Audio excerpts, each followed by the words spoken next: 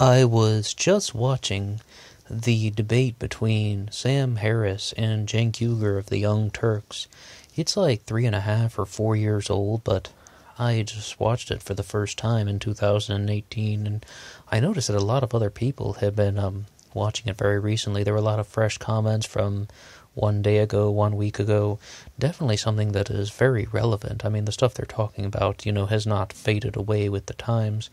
But what I would say is that, it's like, let's really think about what are these guys saying about, the Middle East? Because that was the heart and soul of that discussion. They were really talking about the Middle East, more importantly, trying to challenge Sam Harris's view on the Middle East.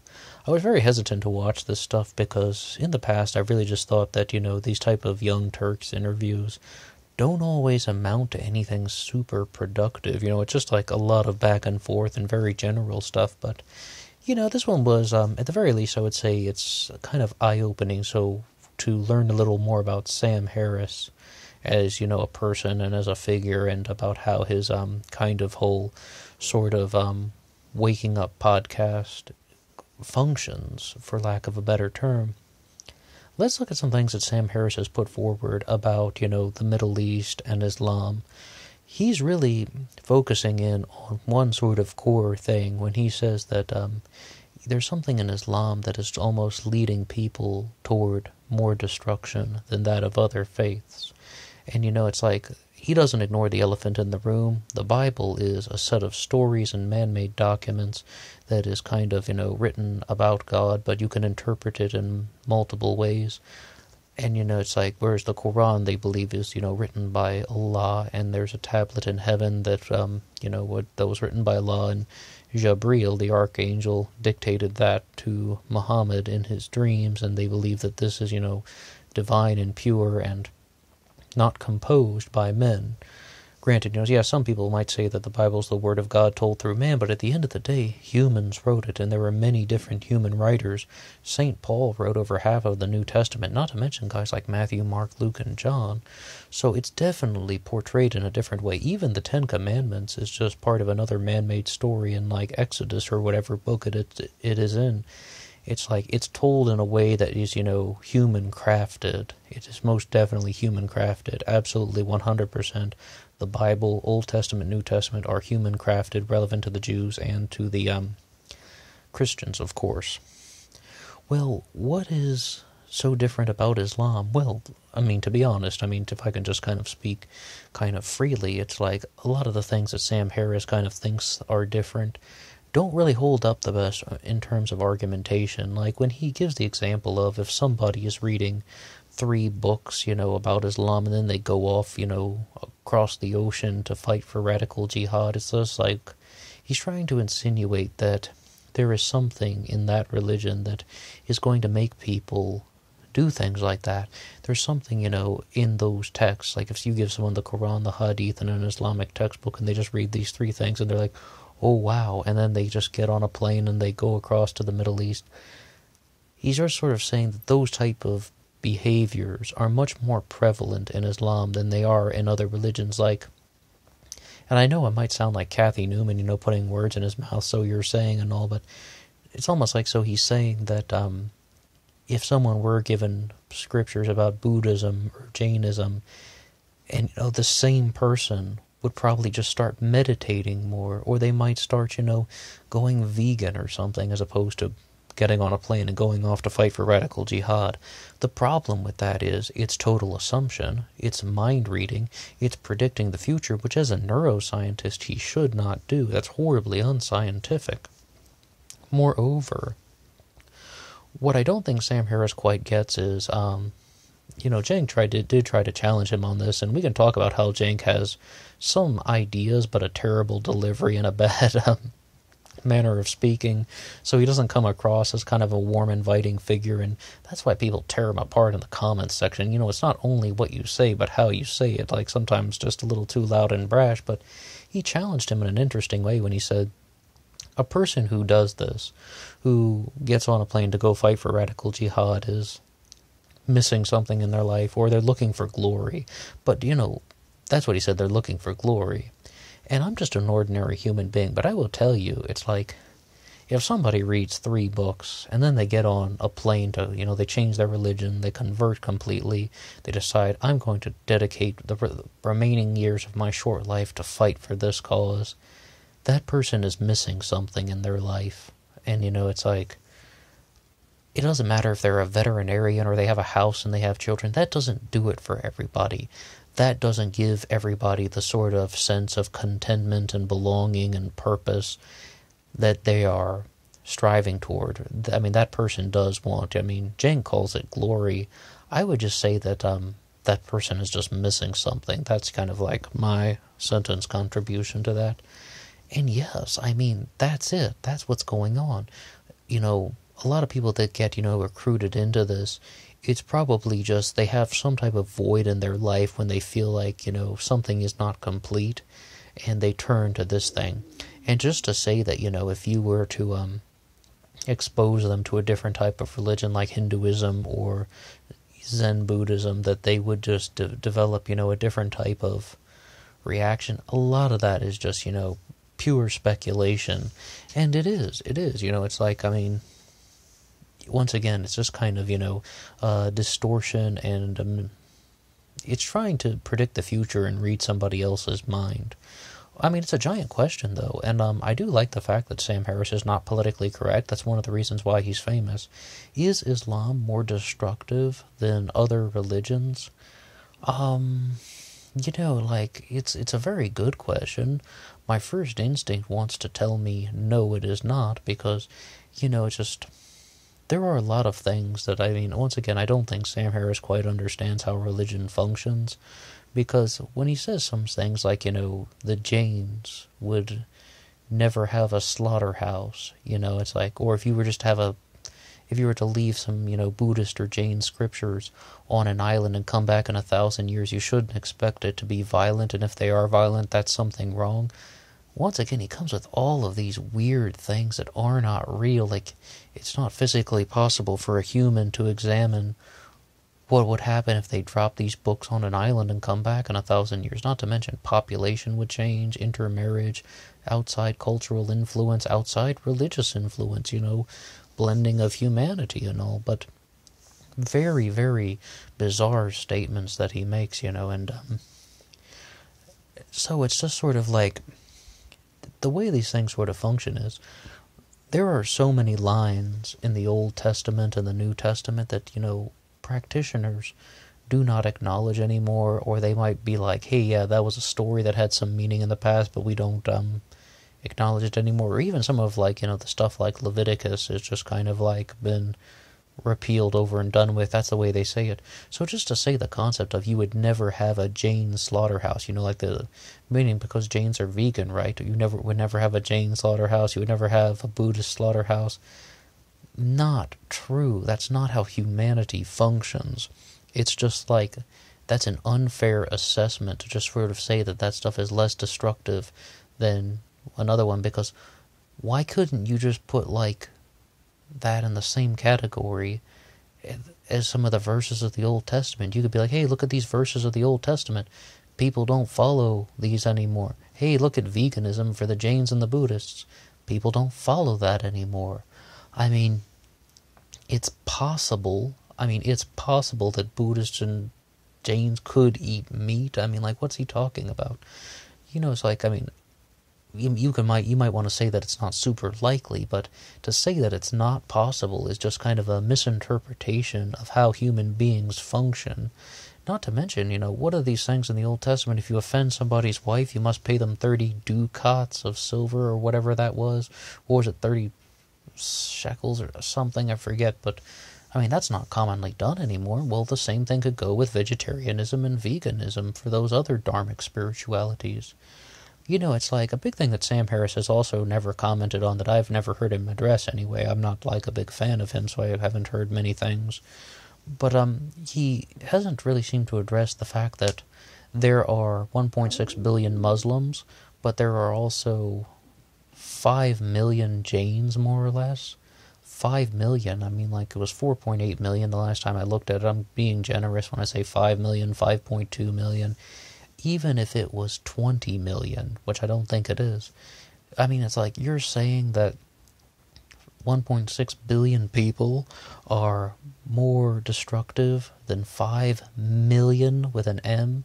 Once again, 1.6 billion with a B and 5 million with an M. Of course they're more destructive. I mean, that's just what happens. And I mean, yes, why is he not accounting for that? It's like, I mean, Sam Harris seems to have this kind of thought process that if you were to have, 1.6 billion Janes, that they would be, that they just wouldn't be very destructive, that they would be sort of exactly the same as they are with this group of 5 million. But and I know that human beings don't really behave that way. It's just, once again, intermarriage, cultural adaptations, influences from outside things, combining all of these different things, not to mention foreign policy, the impacts of foreign policy on, nations that would have that as a majority religion, because as far as I know, no nation in the world has Jainism as a majority religion. So once again, his understanding of how these things function, they come across as just very closed and narrow. But, during his debate with Cenk Uygur, he did mention at the end that, he says this stuff just because, it's like saying, should we kill babies or should we eat babies? It's like, and people would be like, what's he talking about? That's disgusting. But he actually wants to explore the raw elements of ethics to actually, completely understand the ethical process and how human beings think. That comes from philosophy lectures in the philosophy classroom. The problem is, though, and he knows this, we're not in a philosophy classroom, and he's not talking about things that are hypothetical situations. He's talking about, he's dealing with real-world examples. And once again, it's like, you can't just dump a bunch of textbooks on an island and come back in 1,000 years. You can't physically do that with our current way of life, So, all of these things are just very, very uncertain. Once again, it's just a bunch of hypothetical situations he has concocted for himself. But the thing is, his audience, his fan base, the people who tune into him, they think that he is being, completely dead serious. They think that he's sort of like, being a political pundit when he just throws out these sort of thought experiments, or his attempt to try and, get to the center of these philosophical battles. His audience is going to think that stuff is real, and his words will be used to justify something like a preemptive nuclear strike. And, it's like, from what I understand, it seems like he doesn't expect to have a preemptive nuclear strike in his heart and soul. He's just sort of looking at it as it is a possibility that does exist and is on the table. But, he doesn't say it like that. He says, we should do this first. And on that note, we can make a little bit of a pivot to Sam Harris and his concept of torture, mostly talking about things like waterboarding. But he's kind of, asking Cenk Uygur, there must be some time in your life when you would feel that you would need to torture someone to get some sort of information, if there must be some circumstance and scenario. And he's asking him that directly, and I'm just thinking about that for myself, and yeah, there probably would be. But I am not a president. I don't have a country. I don't have an army. And one of the big things is just like, we're not talking just about the actions of one person when it comes to torture and waterboarding. These are things that are implemented, on the governmental level that affect thousands of people and have the potential to affect tens of thousands or hundreds of thousands of people. So it's just like to act like, I wouldn't do that in my personal life, or I would do that in my personal life. That should be the basis for foreign policy. That should be the basis, for how you interact with people from different countries. If you're the president of the United States and you're just like, well, what would I do if this guy was, here right in front of me right now? Would I try to start a war or not? Utterly preposterous. Or well, if this guy were in the room right now, would I torture him to know something? Once again, the impacts of that would affect thousands, hundreds of thousands of people, who knows how much. It's just sort of like an inappropriate thing to approach it from. And that's a lot of what Sam Harris has done. Like I said, you really got a little bit of an eye-opening thing into Sam Harris from that 3-hour debate with Cenk Uygur, where you sort of see that, okay, he's just kind of exploring these things philosophically to try and get to a deeper understanding of human ethics. That's what he's about. Like, that's the ambition of Sam Harris. That's why it comes across as very awkward. But the thing is, it's like, we're talking also about, things that should be implemented into policy. And I have said this for a long time about many things. There's an enormous difference between policy and philosophy. Yeah, I love the Jains. I think they have, they've contributed a lot of beautiful things to human thought. And, the principle of ahimsa, as well as just, the thought of bringing no harm to any living thing. That's such a profound statement. But the thing is, you can't put that into legislation from any practical standpoint. Like in the United States, we can't just say we're going to want to have Constitutional Amendment number 28, don't hurt anyone. That's just, one of these big things that the philosophical guys like Sam Harris really just need to understand. It's like, when you're talking about your foreign policy, your philosophical ideals aren't really the thing that you should use as the foundation for that. Notice I said philosophical ideals. Yes, of course you can have a political philosophy, but philosophical ideals. Like the whole concept of bringing no harm to any living thing, you can't really necessarily put that into your foreign policy as a form of legislation. I mean, you might be able to live like that in your personal life. You might be able to talk to people like that in your personal life, but once you start talking about dropping nuclear bombs on people as a thought experiment, that's when people start to, kind of use that for their own destructive purposes, and now you've just created a giant kind of quagmire of destructive ideas that you didn't mean to create. And that's one of the major problems with some of the thought processes that Sam Harris talks about. That's one of the main problems that, combining his sort of, philosophical approach to things like foreign policy and xenophobia and, like, the way he handles these issues.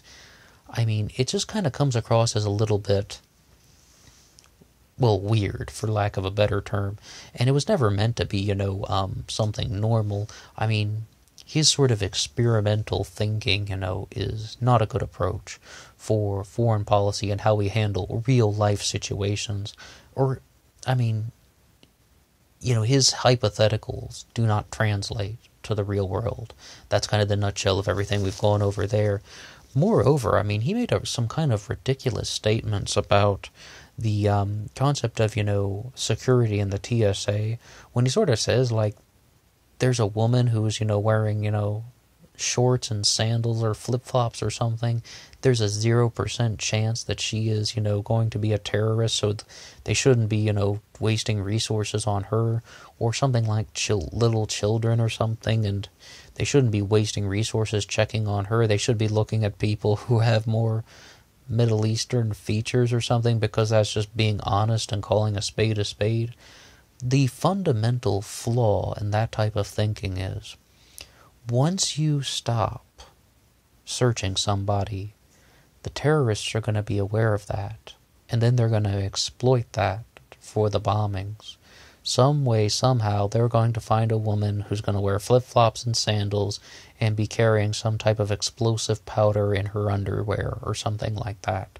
And then she's going to destroy a plane and have a whole nother terrorist attack. That's why you can't single out any particular group, race, country, anything of that nature, because the terrorists will find a way around it. They're just going to look at the person that isn't being searched very heavily, even if it's children. And once again, it's like, he really tries to sort of insinuate that there is this connection between Islam and kind of more destructive kinds of terrorism.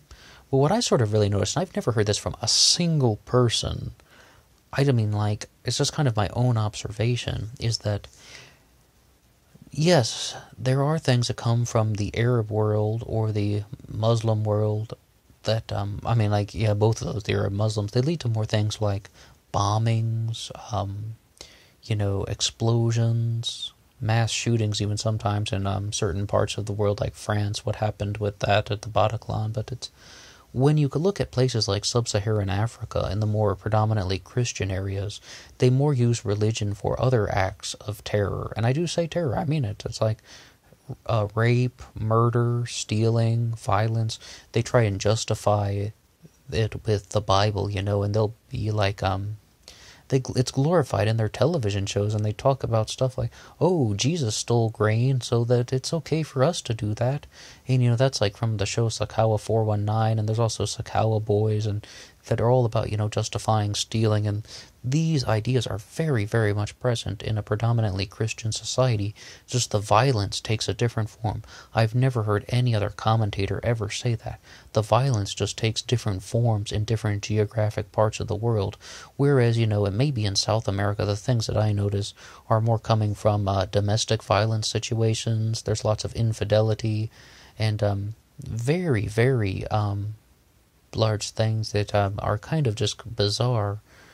I mean, it's really a bizarre phenomenon, but the explosions, the terrorism that is using things like hijacking planes, I definitely note that is somewhat more exclusive to things like the Arab world. And there was a hijacking that was done by Christian Arabs, not Muslim Arabs, but I forget the details on that. It just kind of came to mind right now. Why is it that when people look at the comment section for even something that was put up by TYT, why is it completely dominated by Sam Harris followers? I mean, in the whole thing, there are like 2 comments that are like, pro-Young Turks, and there's one person that's like, hey, it's a former Muslim and a former Jew talking about Christianity, this shouldn't happen, and that person's name was I Love Jesus or something like that. Why is that? Why is there just this enormous amount of right-wing domination in the comments sections, and no one's even listening to the arguments? Well, what sort of happens is right-wingers really sort of have this much larger passion for fighting, much larger passion, to dominate. Whereas left-wingers and, more progressive types, they more just want to come up with a political ideology that makes them feel good, regardless of whether it's arguable or not. And their challenge is not to defend their platform. Their challenge is it's with openness. It's trying to be open and accepting of other people's platforms, as long as it doesn't conflict with their own, where it's like, if someone's just completely different than you want to accept them. That's kind of the definition of openness.